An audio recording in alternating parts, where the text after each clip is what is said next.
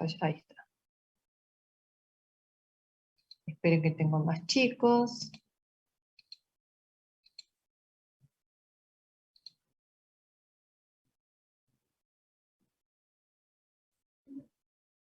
Ahora parece que sí estamos todos. No.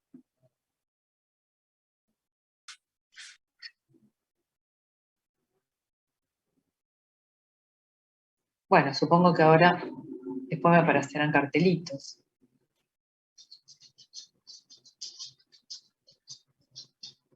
Bueno.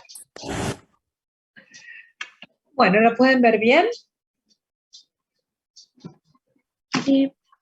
Una virome por acá, pero ya la perdí. Bueno, no importa.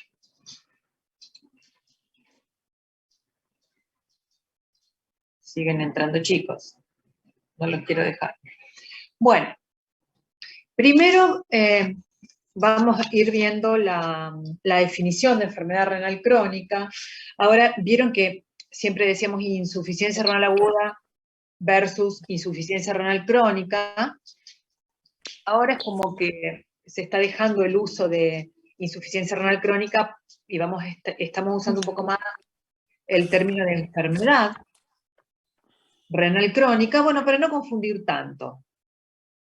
Hay unas pequeñas diferencias entre o mejor dicho, aunque parecen lo mismo, y hay unas pequeñas diferencias en cuanto a definición, van a ver que son patologías absolutamente distintas. Por eso un poco se le está tratando de cambiar el nombre, ¿no? Bueno, lo que tenemos que tener en cuenta, y es la base para diferenciarla de la insuficiencia renal aguda, que la enfermedad renal crónica es una pérdida gradual y progresiva. Esas son las palabras que ustedes se tienen que grabar, ¿no? Es gradual y es progresiva, pero que es dada por una lesión que se produce y está presente en nuestro paciente durante un periodo muy largo de tiempo, que puede ser meses o años. Ahí tendríamos casi la primera diferencia con la insuficiencia renal aguda, que después la vamos a ver.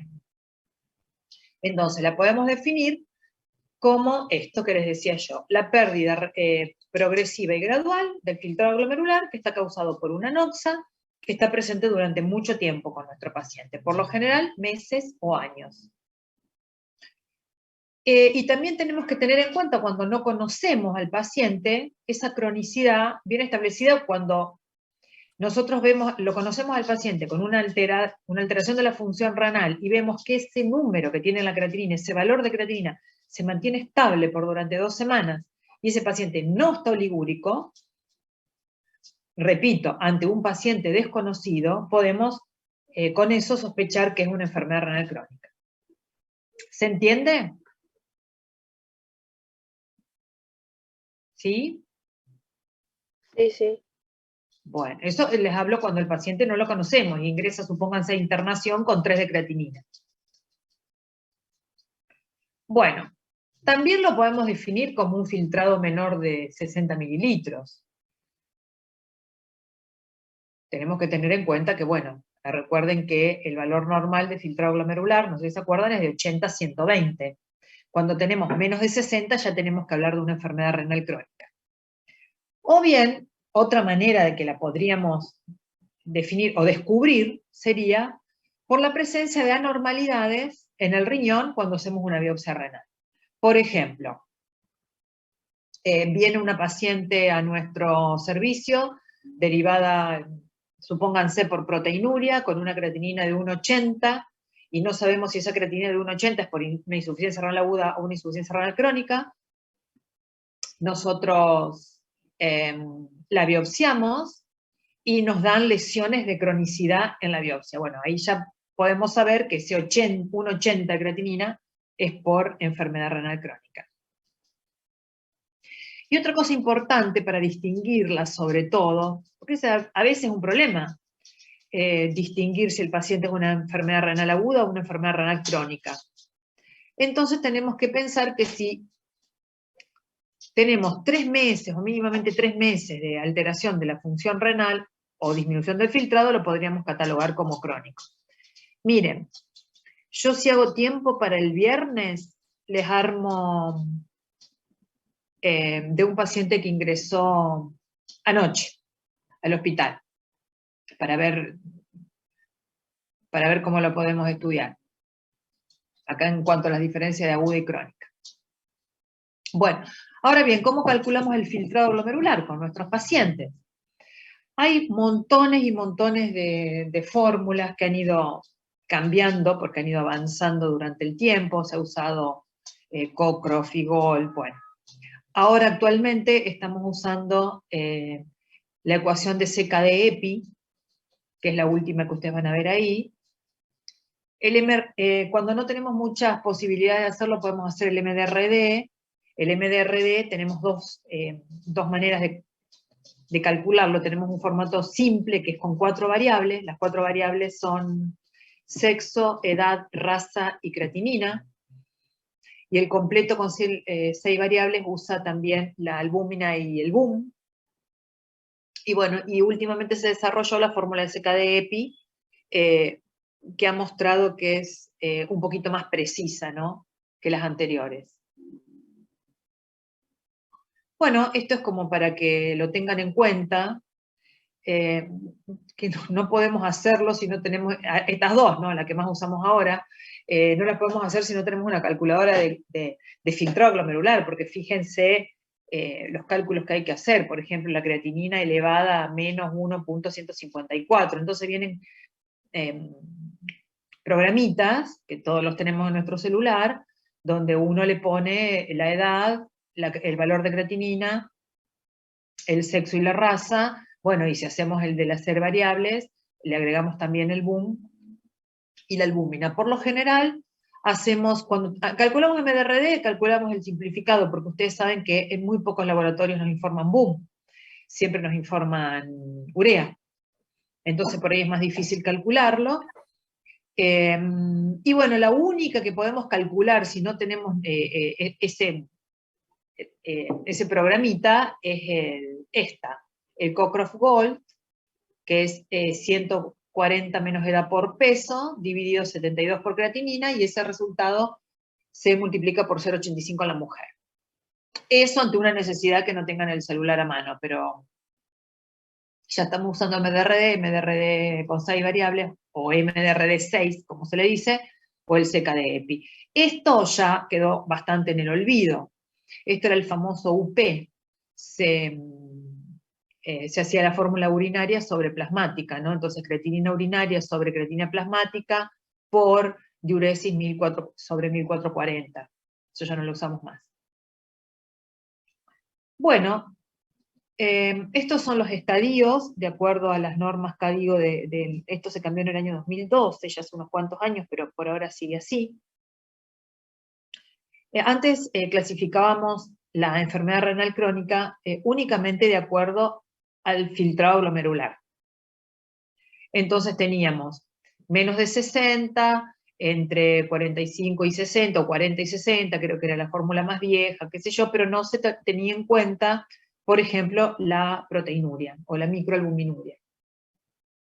Y hoy, como sabemos que la microalbuminuria es uno de los factores más importantes para progresión de enfermedad renal, se ha agregado en la clasificación, ¿no? Entonces, antes era de estadio 1 al estadio 5, donde era el fallo renal o lo que ya antes se llamaba prediálisis, y ahora se agregó en el 3 el A y el B, solamente por el filtrado se lo achicó un poquitito la diferencia, y a su vez estos grados pueden ser A1, A2 o A3, de acuerdo a la cantidad de proteinuria que haya en orina.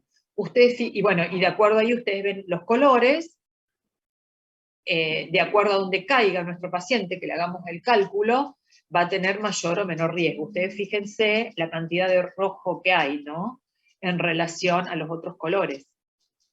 Donde estaríamos relativamente tranquilos sería si estamos en el verde. Pero fíjense la importancia, lo que voy, ¿no?, de la proteinuria en cuanto a como factor pronóstico, sobre todo, ¿no?, de la progresión de la enfermedad renal crónica. Bueno, y entre los factores de riesgo tenemos que que hablar de muchos. Sí, ¿alguien quiere preguntar algo? Bien, seguimos. Los factores de riesgo, como les decía, hay varios subtipos sobre los que algunos podemos actuar y otros no.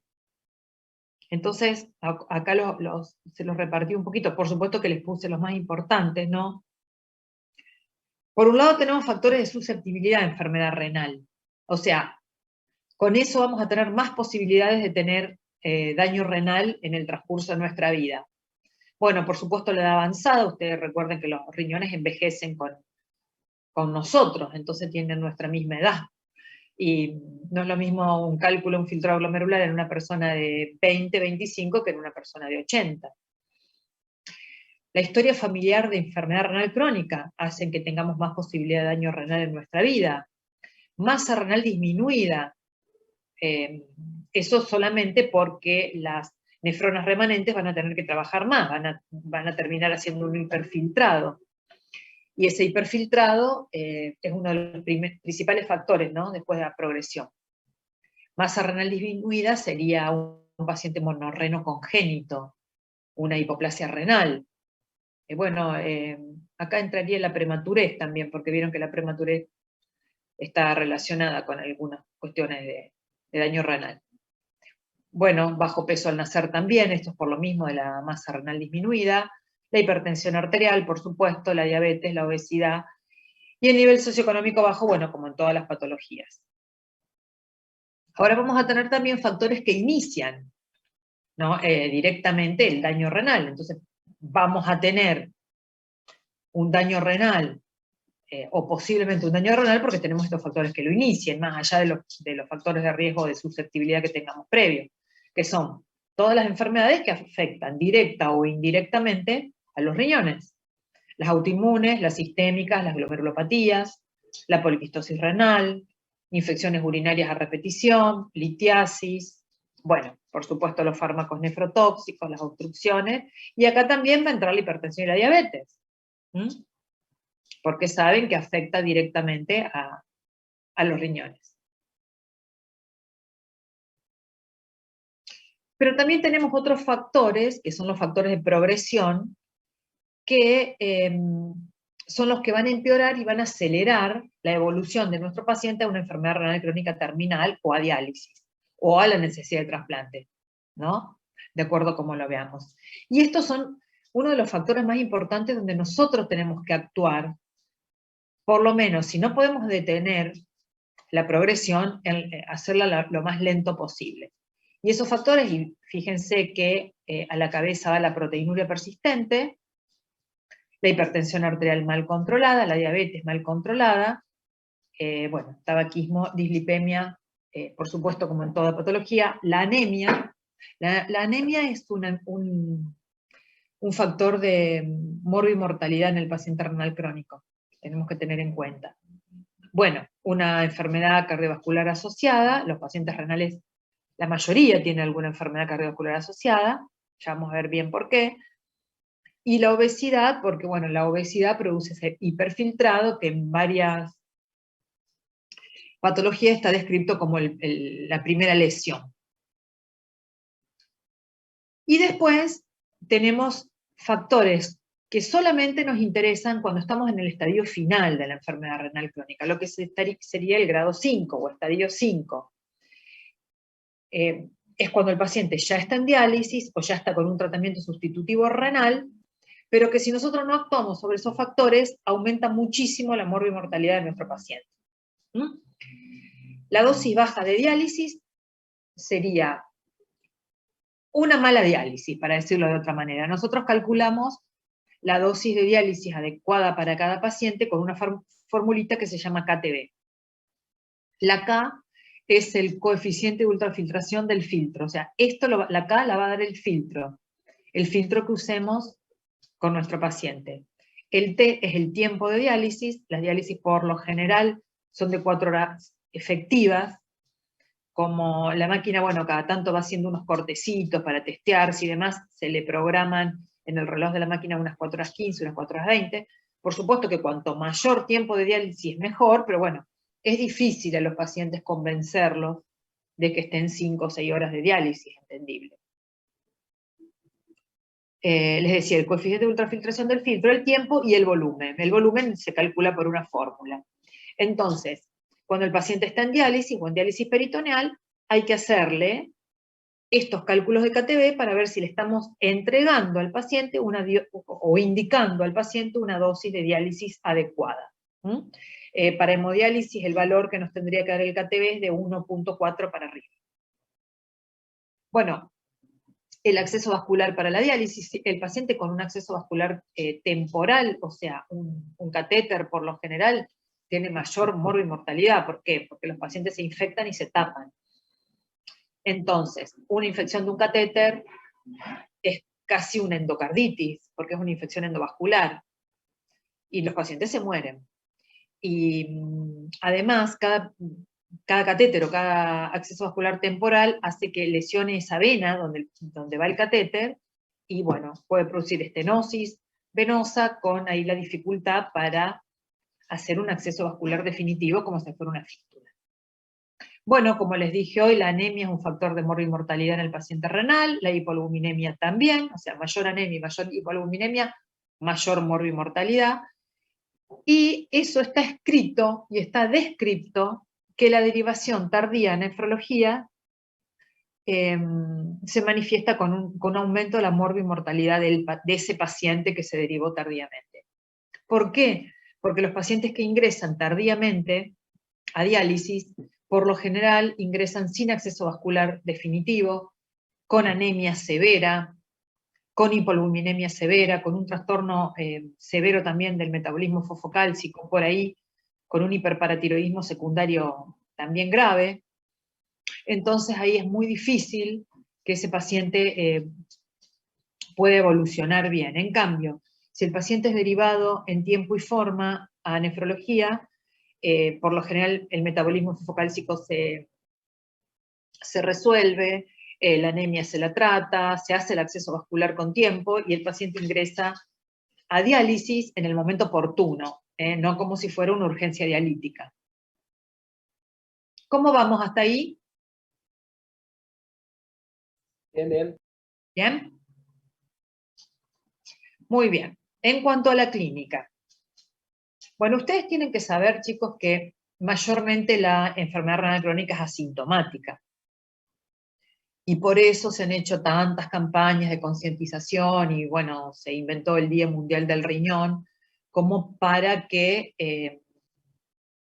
tengamos en cuenta que hay patologías que pueden llevarnos, o muy frecuentemente nos pueden llevar a enfermedad renal crónica, y que mínimamente en el control anual o mensual, o como se haga de ese paciente, hay que pedir una función renal. También hay un convenio donde cada bioquímico que reciba un pedido de laboratorio y no reciba creatinina, se le haría una creatinina, y la maquinita solamente, si la creatinina, el bioquímico le hace una creatinina y un filtrado glomerular. Y si el filtrado glomerular es 60 o menor, la maquinita misma larga un papelito que dice, se le sugiere, ahí esperen que mi perra está escondiendo un broche, no sé por qué. La maquinita dice, se le sugiere una consulta al nefrólogo. Bueno, con esto se armó un gran lío, porque decían que los bioquímicos o las maquinitas de los bioquímicos derivaron a los pacientes a los nefrólogos, pero bueno, eso es algo que se propuso como para que la derivación sea un poquito más precoz. Entonces, tengamos en cuenta que al principio el paciente no va a tener ningún tipo de síntoma, porque recuerden que esto es algo lento y progresivo, entonces nos vamos adaptando a todo lo que va pasando, ¿no? Lo primero que va a perder cuando avanza un poquitito más va a ser la capacidad de concentración. Entonces va a aumentar la diuresis. Los riñones van a tener que eliminar más agua para poder eliminar los solutos que tienen que eliminar por día. Entonces, lo primero que va a decir el paciente va a hablar de poliuria y de nicturia.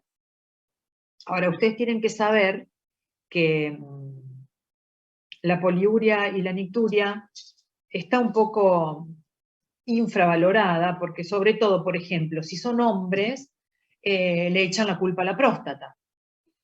Y por ahí las mujeres un poco más grandes también, dice, bueno, me tengo que levantar un montón de veces al baño, no le dan mucha importancia. Así que por lo general los pacientes no consultan por poliuria o por nicturia. Sí, cuando uno es polinterroga, lo comenta.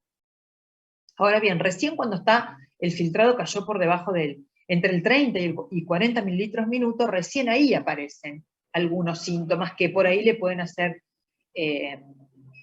llamar la atención al paciente y llevarlo a consultar. Bueno, la anorexia y las náuseas por lo general son matutinas. Los pacientes, por ahí como la anorexia se instaura lentamente, los pacientes pierden mucho peso y prácticamente no se dan cuenta, ¿no? Pero pierden mucho peso. Bueno, la astenia, el cansancio, la debilidad general, esto por lo general va de la mano de la anemia. Déficit de concentración, la retención hidrosalina es más rara, pero puede pasar. Los edemas también son un poquito más raros, ya en fases más tardías. El prurito y las parestesias son también de fases tardías, eso es todo por la uremia, ¿no? Y la anemia que ya se las comenté. Pero tengamos en cuenta que como esto les vuelvo a insistir, que esto es lento y es progresivo, así que muchos pacientes están totalmente asintomáticos y es un hallazgo casual. O bien ya consultan ya con un cuadro de síndrome urémico grave. O por anemia sintomática también es otra causa frecuente. Miren, para que ustedes se den una idea, yo se las conté a ustedes, me parece, o capaz que otro grupo, o capaz que las chicas que estuvieron conmigo en el consultorio, pero bueno, había un paciente trasplantado renal que dejó de ir a la consulta desde antes de la pandemia y por supuesto que abandonó la medicación.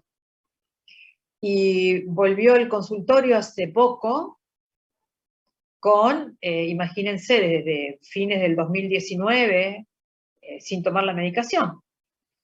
Entonces él se había sacado análisis a la mañana temprano, apenas llegó al hospital Cushing, y después nosotros los resultados los tenemos alrededor de las 11 de la mañana. Cuando nosotros lo revisamos, al paciente le estaba re bien. Sí había perdido peso, por supuesto que uno se imagina que está en una insuficiencia renal, pero porque había abandonado la medicación, ¿no? Por eso a eso me refiero. Pero él estaba bien. Lo único que dijo es que cuando se juntaba con los amigos a jugar al fútbol 5, no podía jugar, no sé si son 2 tiempos o 2 partidos. Podía jugar un tiempo, supónganse, porque se cansaba mucho. Y cuando llegaron los laboratorios, ese paciente tenía 4 de hemoglobina, 16 de creatinina y casi 4 gramos de urea. Y fíjense que él no refería ni disminución del apetito, ni náuseas, ni vómitos, ni nada. Él solamente se quejaba de que no podía terminar el partido de fútbol 5. Así que fíjense cómo se adapta a nuestro organismo. Bueno, estos son los síntomas un poco separados por sistemas, por órganos y sistemas, o aparatos y sistemas. Son los más clásicos, aunque por ahí muchos no se ven ya tanto, ¿no? La encefalopatía urémica a veces la vemos como consulta. Digamos, una persona es traída por su familiar porque está dormido y no lo pueden despertar. Y es una encefalopatía urémica y le encontramos una insuficiencia renal severa. Bueno, la polineuropatía sí se ve mucho, eso va un poquito también de la mano del tiempo que están en diálisis los pacientes. Hoy en día, por suerte, los pacientes sobreviven muchos años en diálisis, entonces polineuropatía tienen varios, y a veces si son diabéticos no podemos diferenciarla si es renal, o sea, urémica, si es diabética o, bueno, si es una combinación de ambas, ¿no? La neuropatía autonómica también, sobre todo lo vemos por hipotensión, y son pacientes que tienen mala tolerancia a la diálisis. Bueno, en el sistema hematológico ya lo saben, anemia, hay una disfunción plaquetaria que es cualitativa, ¿no? El número de plaquetas siempre es normales, pero sí tienen mayor tiempo de sangrado, tienen sangrado prolongado. Y el déficit inmune es lo que yo le decía, ¿no? Que son como inmunocomprometidos. Nosotros estos pacientes los tenemos que tratar, o por lo menos asumirlos ante un episodio infeccioso como un paciente inmunocomprometido.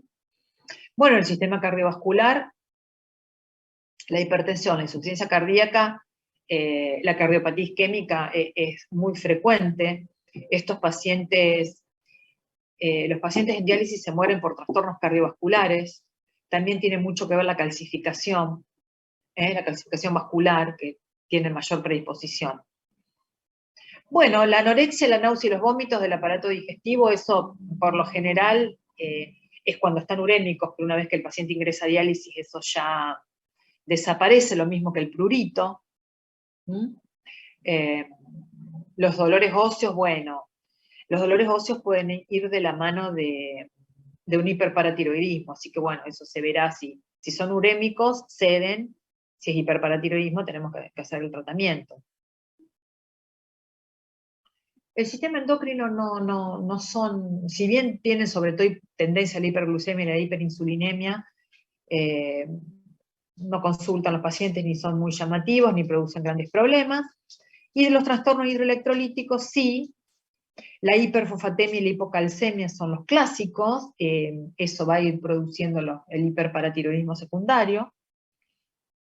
La hiponatremia, por lo general el paciente en diálisis se resuelve, y la hiperpotasemia sí, son pacientes que por lo general tienen el potasio un poquitito más elevado que el resto de los pacientes no renales, pero bueno, ellos tienen una tolerancia al potasio un poquito mejor que un paciente que no es renal.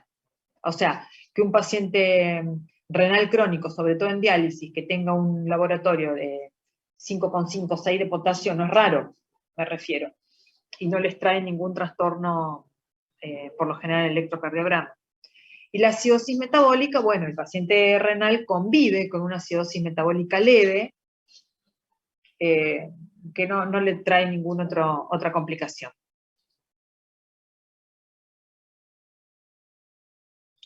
Bueno, ¿y cómo vamos a hacer el diagnóstico de la enfermedad renal crónica? Bueno, si nosotros tenemos los antecedentes, ya sean familiares o personales patológicos, va a ser bastante fácil, porque vamos a tener la causa o la posible causa que llevó a ese paciente a una enfermedad renal crónica, ¿no?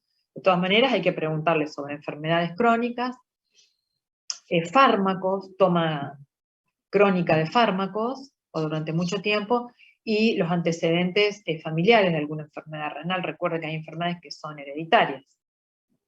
Y cuando exploramos a nuestro paciente, sobre todo lo más importante es ver presión y edemas, ¿no?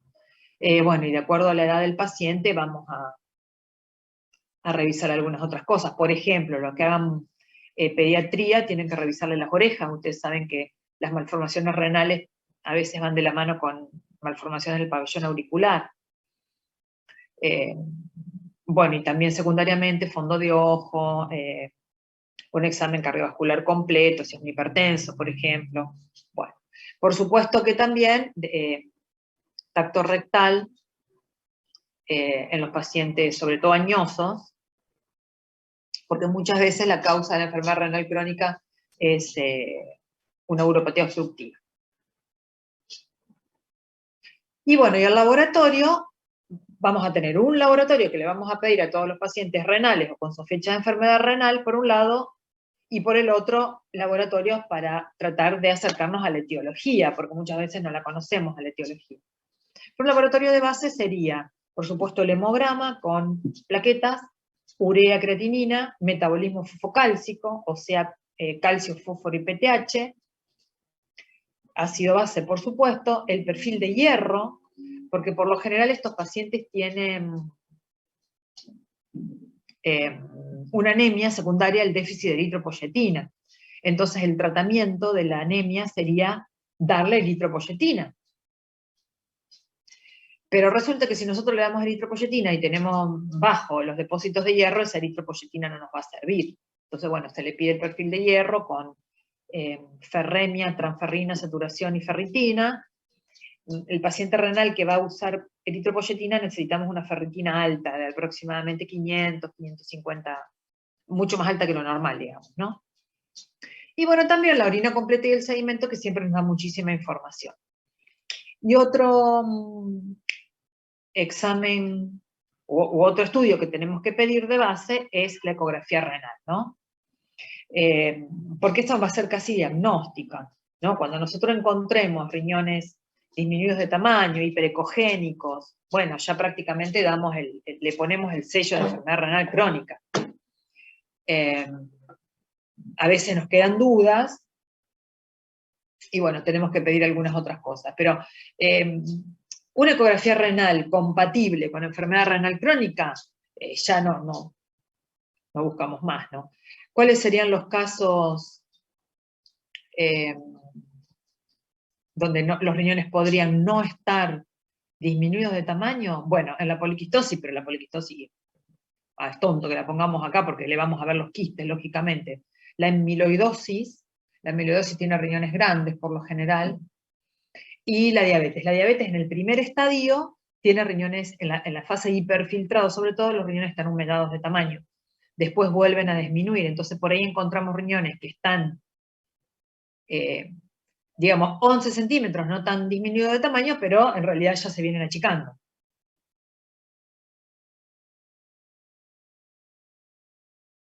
Bueno, y biopsia. Biopsia en un paciente renal crónico.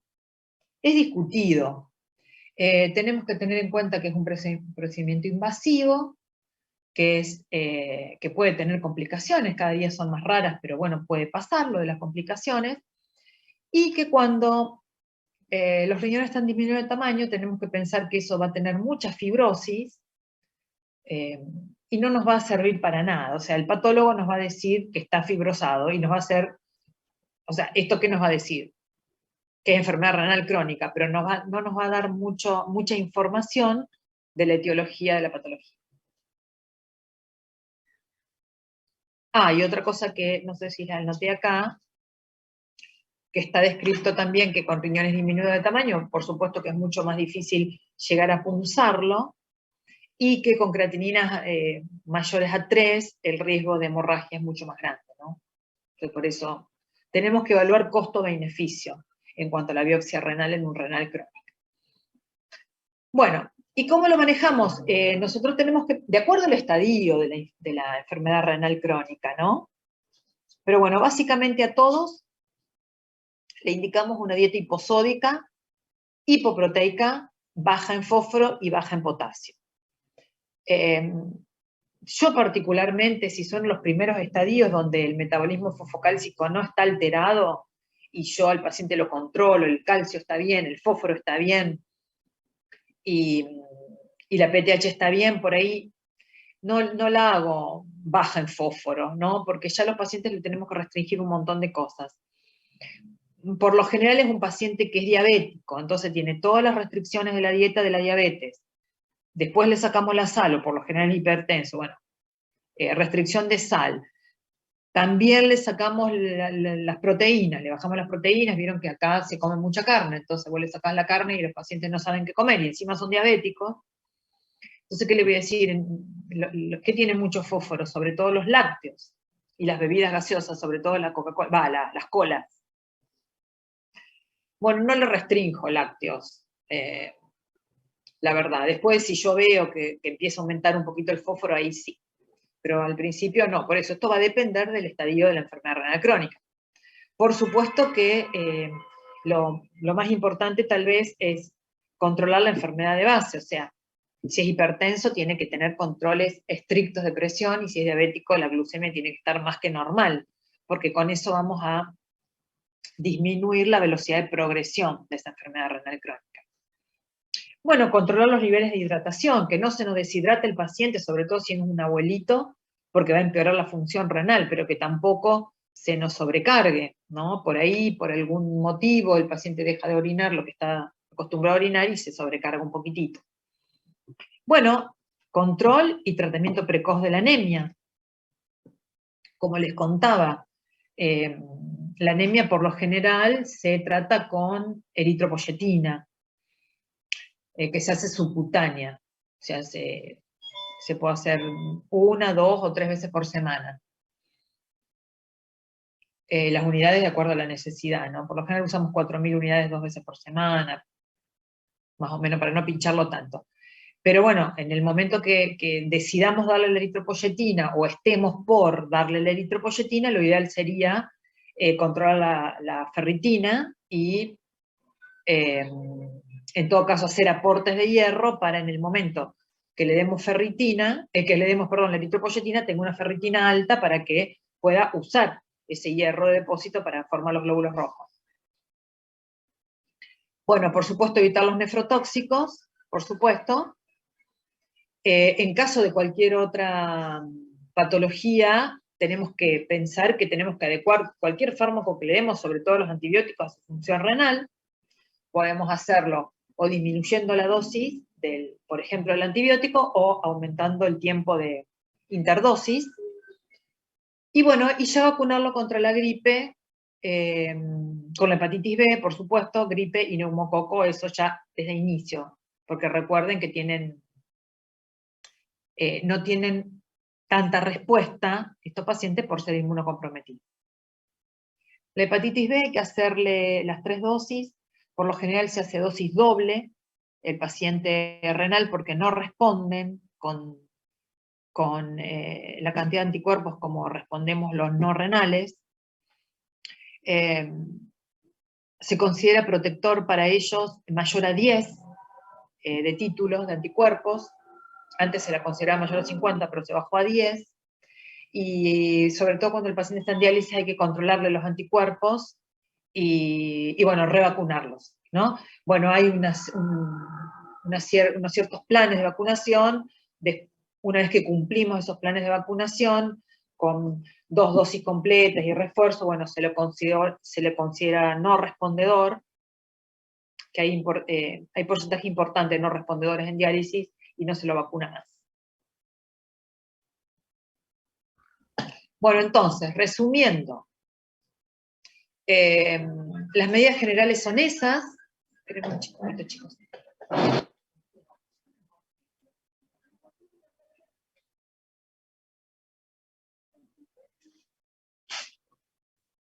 Bueno, las medidas generales, como le decía, era ejercicio físico, la dieta en general y la hidratación, siempre controlando. Le enseñamos al paciente que controle su flujo urinario y que más o menos tome holocorina.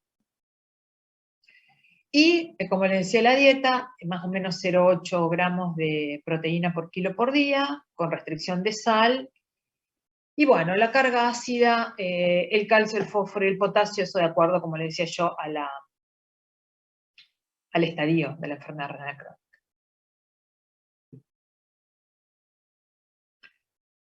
Bueno, estos son fármacos que podríamos usar o que pueden estar más sugeridos que otros. Bueno, tengamos en cuenta para la hipertensión arterial lo que les decía la otra vez. Vieron que no están contraindicados los IECA. Hay como una leyenda urbana que a los pacientes cuando aumenta la creatinina hay que suspenderles los IECA. No. Los podemos usar, vamos a ver que por ahí cae un poquito la función renal, después vuelve a su valor normal, pero es más importante bajarle la presión que cualquier otra cosa, si el paciente está hipertenso, porque va a progresar más su insuficiencia renal. Bueno, si el paciente no maneja bien los líquidos, podemos agregarle diuréticos. Por lo general empezamos con la furosemida, como les decía acá. Decimos que tiacidas no lo damos si tenemos creatinina menor de 2, pero bueno, antialdosterónicos casi nunca lo damos, pero estos son guías, como les decía yo, que también un poco depende del gusto de cada uno. La diabetes, bueno, tenemos esto, pero tenemos algunas cositas un poco más nuevas. Las dislipemias con estatinas. La acidosis metabólica, esto está bastante discutido, porque antes se le daban a los pacientes bicarbonato en unas pastillitas, no, en unos bloquecitos, y no le cambió nada al paciente que tenía tratamiento con bicarbonato o al que no. No aumentó, no mejoró la acidosis, porque rápidamente vuelven a tener esa acidosis metabólica, pero tampoco mejoró la morbimortalidad. Entonces no se considera un factor tan importante de morbimortalidad la acidosis metabólica, entonces no se la trata actualmente. Y la hiperuricemia, bueno, como cualquier otro paciente. Bueno, pero una vez que el paciente ya está en el estadio 5 y ya no hay más nada para hacer, tenemos que ir pensando en el tratamiento sustitutivo. El tratamiento sustitutivo puede ser hemodiálisis, diálisis peritoneal o el trasplante renal. El trasplante renal es otro tipo de tratamiento sustitutivo, ¿no? No es que lo curamos al paciente con eso. Pero bueno, la hemodiálisis, un poquito para que vean las diferencias, la hemodiálisis requiere un acceso vascular, por lo general se hace una fístula arteriovenosa, o sea, la unión quirúrgica de una vena con una arteria, el sitio anatómico varios, de acuerdo al que elija el cirujano. La prótesis, que es una, el material se llama PTFE, es bastante difícil, pero hace las veces de una vena artificial, y un catéter semipermanente podríamos usarlo como acceso vascular. Bueno, este paciente tiene que ir 3 veces por semana a un centro de diálisis, donde va a hacer un tratamiento de diálisis entre 4 horas y 15 y 4 horas y media. De acuerdo a los pacientes, en el caso de ese KTB, como les conté, que la medición de dosis de diálisis no dé buenos números, no sea efectiva, digamos, la diálisis, va a tener que hacer más horas. Eso, el tema de más tiempo depende sobre todo en pacientes que tienen mal cumplimiento de la dieta o pacientes muy grandotes, de mucho volumen. Eso es una máquina de diálisis. Fíjense que el paciente tiene puesta las agujitas en la fístula. ¿Qué le ven algo raro a ese brazo? Anatómicamente hablando. Se le hace como una pelota donde está la fístula. Por No lo sé si- general sí. Por lo general sí, porque la vena, vieron, se va dilatando porque recibe toda la hiperpresión del flujo arterial. Pero ¿no ven otra cosa que le llame la atención? Vieron que tiene un montón de Las venas circulación. y las arterias, ajá, muy marcadas. Sí, tiene una gran circulación colateral. Bueno, nosotros en nefrología estamos siempre muy atentos a esto, porque esto, la circulación colateral, puede ser el primer signo de una obstrucción alta, venosa. Entonces estamos muy atentos a esto. Bueno, y a unos parámetros que nos da la máquina. Bueno, en la diálisis yo lamento que no puedan ir al hospital, porque esto no es lo mismo que verlo en el hospital, pero en la diálisis nosotros llamamos, a lo rojo lo llamamos arterial y a lo azul lo llamamos venoso. Hoy, profe, fuimos y vimos un paciente en diálisis. ¿A dónde? En el Iturraspe. Ah, no, fueron al Cuche. Ah, no, no. Ay, nosotros en el Cuche tenemos de todo.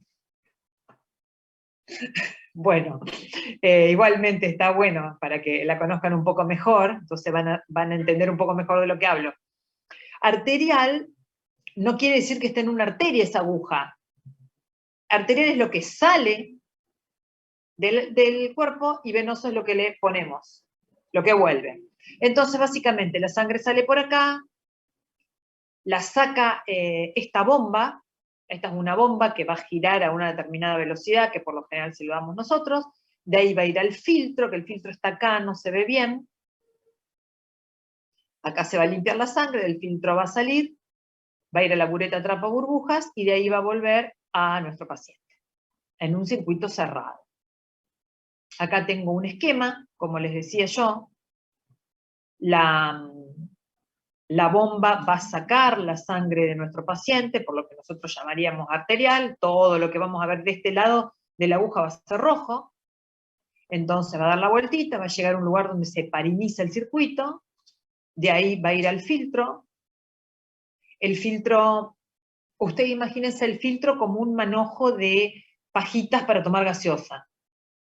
Adentro de ese filtro hay millones de esas pajitas porque tienen el grosor de un cabello humano. Pero usted imagínensela como si fueran una pajita de tomar gaseosa porque son huecas y tienen microporos. Entonces, adentro de ese filtro está ese atado de pajitas, por adentro del sorbete, digámoslo, va a ir la sangre y todo eso va a estar bañado por el líquido de diálisis. Y ahí se va a hacer el intercambio. El intercambio se va a hacer por gradiente de concentración de un líquido, ese líquido que se llama líquido de diálisis. Entonces va a quedar sangre, membrana y líquido de diálisis. Más resulta que esta membrana tiene microporos. Entonces, por eso el agua tiene que ser ultra pura, ¿no? Entonces, la difusión va a ser por difusión simple, por gradiente de concentración, por ejemplo, el potasio, que difunde pasivamente. Por difusión facilitada por estos microporos que les decía yo, por ejemplo, la urea, porque la urea es grande, la molécula urea, y por convección, que es dándole un poquito de presión a esa columna de sangre, porque nosotros recuerden que le tenemos que sacar líquido también al paciente. Por ejemplo, un paciente sobrecargado en edema agudo pulmón le tenemos que sacar líquido. ¿Cómo hacemos para sacar líquido de la sangre a un espacio líquido también? Sería imposible. Si no le daríamos un poquito de presión dentro del compartimiento de sangre. Bueno, después va la bureta de atrapa burbujas y vuelve el paciente. En el medio hay medidores de presión, bueno, acá de burbuja, acá hay de presión venosa, etcétera, etcétera. Esto es lo que decíamos nosotros, esto es una fístula, esta es una húmerocefálica. Vieron que después la vena se empieza a dilatar. Y esto sería la diferencia entre una fístula y una prótesis. Acá tenemos una unión término lateral. Cuando se hacen en la muñeca son las radiocefálicas, o algunos las llaman breccio-simino, pero en realidad las breccio-simino eran hechas acá en la tabaquera anatómica, en esto. Entonces, la sangre viene por la arteria, parte sigue a la mano, pero parte pasa a la vena, por eso la vena se va hipertrofiando, sobre todo la pared, que es lo que nosotros buscamos, y después las agujas se van a poner sobre esa vena. Entonces, vamos a tomar la sangre de acá, de donde viene por la arteria, tomamos la sangre, sale el circuito extracorpóreo y lo devolvemos por acá, siguiendo el camino de la vena, ¿no? Del retorno venoso. Y la prótesis es este pedacito que se pone, por supuesto, por abajo de la piel, ¿no? Y donde una colita de la prótesis se va a suturar en una arteria y una en la vena. Y así es como las agujas se hacen pinchando la prótesis. Esto es un catéter semipermanente, es muy parecido al catéter transitorio de diálisis, que el transitorio es el que usamos o en las insuficiencias renales agudas o cuando el paciente llega urémico y hay que dializarlo, que se pone por punción a una vena. Esta la diferencia que tiene es que se le hace una tunelización subcutánea para disminuir la incidencia de infecciones, ¿no? Esto no se usa mucho, se usa sobre todo cuando el paciente no tiene más accesos vasculares, porque bueno, no se hace una buena diálisis con esto. Otro de los tratamientos sustitutivos es la diálisis peritoneal. Bueno, la diálisis peritoneal, la diferencia que tiene, que en lugar de que estamos sacando sangre, que va a ir por un filtro y se va a limpiar y va a volver, vamos a usar el peritoneo nuestro de filtro, y al paciente se le va a colocar un catéter en la panza, y ahí se le va a colocar un líquido, el paciente lo va a tener una permanencia de alrededor de 6 horas, después se va a sacar ese líquido sucio, para decirlo de alguna manera, y se va a volver a colocar otros aproximadamente 4 litros de líquido limpio en la cavidad peritoneal. Esto el paciente lo va a hacer solo en su casa, por lo que requiere un entrenamiento, o sea que el paciente tiene que estar en condiciones de recibir y de aprender esa técnica, que no es complicada, digamos, una técnica de lavado de manos y una técnica de conexión, se dice, ¿no? Al catéter.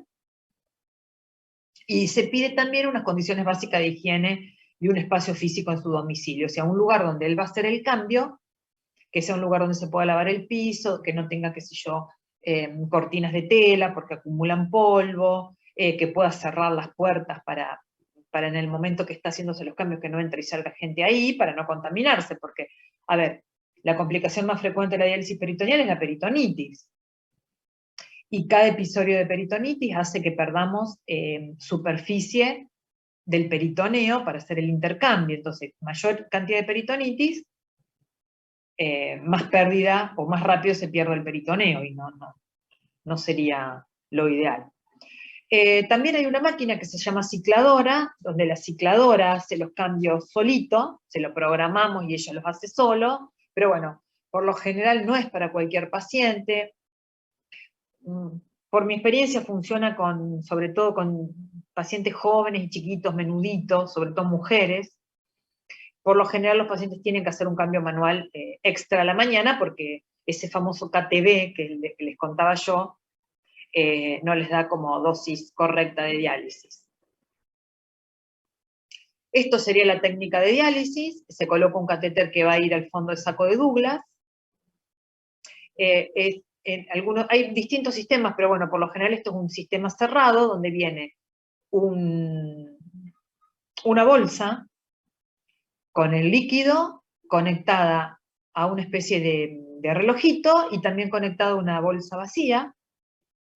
Entonces, el paciente lo hace en 2 pasos, ¿no? Se conecta el catéter a estas bolsas, acá estaría la conexión.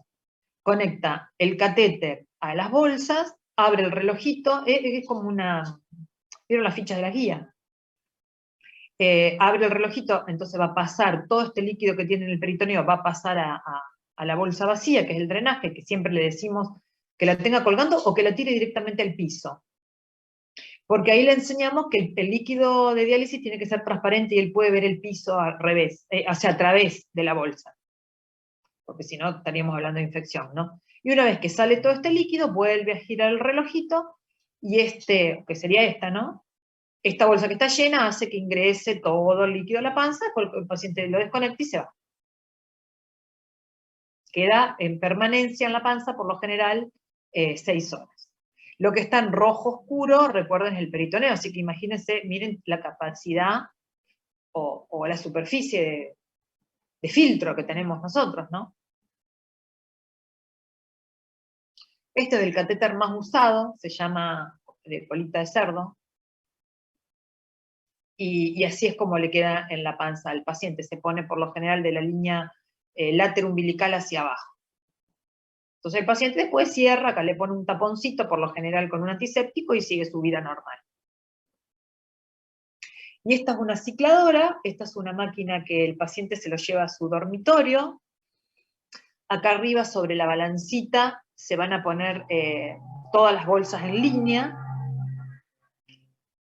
y se cuelgan, fíjense que esta está vacía, varias bolsas en línea. Entonces la paciente lo que hace, programa X cantidad de cambios, con X cantidad de horas de permanencia en su panza, se acuesta a dormir y la cicladora hace todo automáticamente. Y por último, el trasplante renal, como otro de los tratamientos y cada vez más frecuente para la enfermedad renal crónica. Tenemos que tener en cuenta que el trasplante puede ser de un donante vivo relacionado o de un donante cadavérico. Para ingresar a la lista de espera de donante cadavérico tenemos que estar en diálisis o en diálisis peritoneal, no podemos, yo no puedo anotar a un paciente mío con 20 de filtrado o 15 de filtrado que no esté en diálisis, no lo puedo anotar en una lista de espera, tiene que estar en diálisis o en DP. Ahora, en cambio, sí podemos hacer, con un donante vivo relacionado, podemos hacer un trasplante previo al ingreso a diálisis. Entonces el paciente no ingresaría nunca a diálisis. Eso es la costumbre, digamos, en los países más desarrollados. Acá en nuestro servicio del hospital hicimos uno solito nomás, así en esas condiciones. El donante vivo relacionado por lo general debe ser familiar en primer grado, padres, hermanos o hijos. Otra relación entre donante y receptor con la autorización de un juez. Antes se contraindicaba en pacientes mayores, ahora ya no, si lo que se intenta es hacer el famoso trasplante all to all, o sea, viejo para viejo. No. Antes los riñones, por ejemplo, de más de 60 años se descartaban, y después se pasaron a más de 70 años, se descartaban. Después se empezó a hacerle el trasplante a los pacientes más añosos, de 80, 90 años, con esos riñones de 60, 70 años. Eso se refiere el all to all. Bueno, por supuesto que los pacientes tienen mejor calidad de vida, mucha mejor calidad de vida, el paciente trasplantado, y tiene mayor sobrevida que el paciente en hemodiálisis. Bueno, trasplantes anticipados es lo que les decía recién, que tienen que ser con un donante vivo relacionado, y las complicaciones del trasplante son varias y dependen del tiempo. En el trasplante precoz o en el post-trasplante inmediato tendríamos la necrosis tubular aguda. La necrosis tubular aguda depende del tiempo de isquemia, o sea, del tiempo que pasó desde que se clampeó la arteria renal en el donante hasta que se desclampeó la arteria renal en el receptor. Ese tiempo se llama TIF, se llama tiempo de isquemia fría. Y depende también si es un donante vivo o un donante cadavérico. Recuerden que el donante vivo se hace en el mismo acto, se le saca el riñón al donante, entra un ratito a cirugía de banco y se le coloca el receptor, entonces el tiempo es muy cortito. Pero en donantes cadavéricos, ustedes saben que hay una lista nacional y provincial, entonces cada vez que hay un donante, un riñón queda en la provincia, sí o sí, y el otro riñón va a la lista nacional. Entonces a veces a nosotros nos tocan riñones de Corrientes, supónganse. O a veces nos toca un riñón de acá cerca. Ayer hicimos un trasplante con un riñón de Rosario, pero el paciente venía de no sé dónde. Así que el paciente llegó, se había sacado el riñón, se había clampeado a la madrugada de ayer domingo, y el paciente llegó anoche al hospital. Está bien, apenas llegó, entró a quirófano, pero bueno, son tiempos a veces que no podemos nosotros manejar. El linfocele es en el postquirúrgico también inmediato, es una complicación quirúrgica, igual que las fístulas urinarias. Después vienen cositas un poquitito más complicadas, como el rechazo, que puede ser humoral o celular. La toxicidad por los anticalcineurínicos, esos son drogas que nosotros usamos para evitar el rechazo. Pero ¿qué pasa? Si nos pasamos, son nefrotóxicos, y si no damos la dosis adecuada, tenemos riesgo de rechazo, entonces se hace dosaje en plasma. Las infecciones y las diabetes, las infecciones sobre todo los primeros 3 meses, hay que tener en cuenta siempre en el trasplantado de los gérmenes oportunistas. La diabetes porque la mayoría, si no les diré todos, usan corticoides a la salida del trasplante. Y los tumores, ya un poquito más alejados, tienen más riesgo de tumores, sobre todo tumores, linfomas y leucemias. Y la nefropatía crónica del injerto es lo que antes se llamaba rechazo crónico. Eso es más tardío, bueno, y hay varios factores que la pueden producir, como por ejemplo el virus BK, que es un virus de la familia de los herpes que hace perder el riñón, y por ejemplo, algunos pacientes que rechazan porque dejan de tomar la medicación. Creo que esto es lo último. Sí, señores. Ahora ustedes me dirán si tienen alguna duda o alguna pregunta que hacer. Profe, a mí me quedó una duda con respecto a la vacunación con hepatitis B, que usted dijo que se colocaba doble. ¿Se Sí, coloca doble, digamos, doble dosis en el mismo momento o se sí. coloca, ok, o sea, pongo, digamos, el mismo esquema, pero coloco dos vacunas, digamos, como Le doble pones dos apoyo? vacunas. Es más, vienen de 40, creo que son de 20 es la común y de 40 Buenísimo. es la doble dosis. Vienen doble dosis pensando en los pacientes en diálisis. Buenísimo, Sí, gracias. no de nada. Bueno, y la vacunación después, una vez que le hicimos la de la vacuna y tiene los anticuerpos necesarios, la vacuna es igual que cualquier otro paciente, antigripal y antineumocóxica como cualquier otro paciente. Bueno, también la de COVID también, por supuesto, la tienen indicada. ¿Alguna otra pregunta? ¿Cuándo es, profe, indicación de diálisis en un paciente? Bueno, en realidad tenemos dos cosas que nos hacen decidir cuándo nuestro paciente ingresa a diálisis. Primero es los síntomas. Si nuestro paciente está sintomático, no lo dudamos. O sea, si el paciente no come, empezó a bajar de peso, antes que se empiece a desnutrir, lo ponemos en diálisis. A ver, ese es un paciente ideal. El paciente que vos lo conocés desde antes y lo fuiste acompañando en la caída del filtrado. Por lo general, ese paciente, cuando tiene 20 de filtrado glomerular, ya le indicamos la fístula. Entonces lo vamos viendo una vez al mes al principio, una vez cada 15 días, y bueno, cuando el paciente un día dice, mire doctora, no estoy comiendo bien, hoy me levanté con un poquito de ganas de vomitar, bueno, ahí lo ingresamos a diálisis. Ya tiene su fístula hecha y en condiciones. Y otra es cuando el filtrado, ahora eso en clínica, ¿no? Clínicamente. Los libros dicen que el momento indicado es cuando el paciente cae por debajo de 20 el filtrado glomerular en un diabético y por debajo de 15 en un no diabético. Pero si el paciente está bien clínicamente, hace una vida normal, se alimenta bien, no se desnutre, duerme, puede hacer actividad física. A ver, antes entraban a diálisis tan rápido, ¿por qué? Porque no teníamos muchos tratamientos, como por ejemplo, la eritropoyetina antes no existía. Hace muchos años le estoy hablando, ¿no? Yo, gracias a Dios, siempre la vi. Entonces se le ingresaba a diálisis porque en diálisis se lo transfundía al paciente. En cambio ahora, gracias a todos estos fármacos nuevos, la eritropoyetina, los quelantes del fósforo que no son cálcicos, todos los tratamientos que tenemos para frenar el hiperpara, por ahí el paciente lo podemos estirar un poquitito más, a pesar de que el filtrado glomerular haya caído. Algunos nefrólogos, el paciente tiene 15 filtrados y entra, como esté. Yo, por lo general, si el paciente está bien clínicamente, yo lo espero, pero sí con un seguimiento no menos de una vez cada 10 días. O sea, no más alejado de una vez de cada 10 días. Le controlo la fístula, le controlo la anemia, lo peso, le tomo la presión, bueno, todas esas cosas, porque cualquier cosita que empiece a bajar de peso o empiece a aumentar la presión, lo pongo en diálisis. Porque recuerden que la diálisis son toda su vida 3 veces por semana durante 4 horas. O sea, hasta que llegue el trasplante, ellos están atados a esa máquina.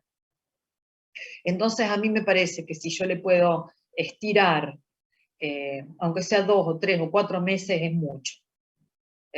Imagínense si nosotros tendríamos que cortar nuestra vida lunes, miércoles y viernes para ir a diálisis. No solamente son 4 horas, pónganle 1 hora de ida y 1 hora de vuelta. O sea, ustedes lunes, miércoles y viernes tienen que ir, qué sé yo, a las 4 de la tarde a diálisis y tienen que volver a las 9 de la noche. Es mucho. Entonces, bueno, yo, mientras la clínica, el paciente clínicamente esté bien, no me importa mucho el filtrado. Sí lo controlo para hacerle la fístula y todo eso. ¿Se entendió? Sí, gracias. La elección de hemodiálisis versus diálisis peritoneal, lo ideal sería que el paciente elija la terapia, si podemos ofrecerle las dos. Hay lugares, por ejemplo en el sur de la Argentina, donde ustedes vieron que el sur, ciudades de medianas a grandes, tiene a muchos kilómetros una de otras. Entonces por ahí, donde podría haber un centro de diálisis. Entonces esos pacientes que viven en poblaciones chiquititas, que no tienen un centro de diálisis cercano, su centro de diálisis más cercano está a 400 kilómetros, bueno, esos pacientes hacen diálisis peritoneal, prácticamente no se les da la opción de hacer hemodiálisis, porque es inhumano que un paciente viaje 800 kilómetros, digamos, 3 veces por semana, los de ida y los de vuelta. Y en otros países pobres, más pobres que nosotros, si es que queda alguno, no hay hemodiálisis. La diálisis peritoneal al prestador le sale más barata. Imagínense, porque se la hace en la casa del paciente, entonces no requiere personal de enfermería, no requiere instalaciones ni nada. No es lo mismo que poner un centro de diálisis, ¿no? No lleva filtros que se descartan, bueno, no lleva nada. Entonces los países más pobres que no tienen, sobre todo de la parte pública, no tienen diálisis, directamente tienen que ir a diálisis peritoneal, no se les da opción. En cuanto a nosotros que tenemos la opción de las dos terapias, yo creo que lo ideal es la que elige el paciente. Porque los pacientes que están en peritoneal no quieren saber nada con ir a hemo, y los que están en hemo no quieren saber nada con ir a peritoneal. Bueno, cada uno haya el tratamiento que más se adecue a su modo de vida, ¿no?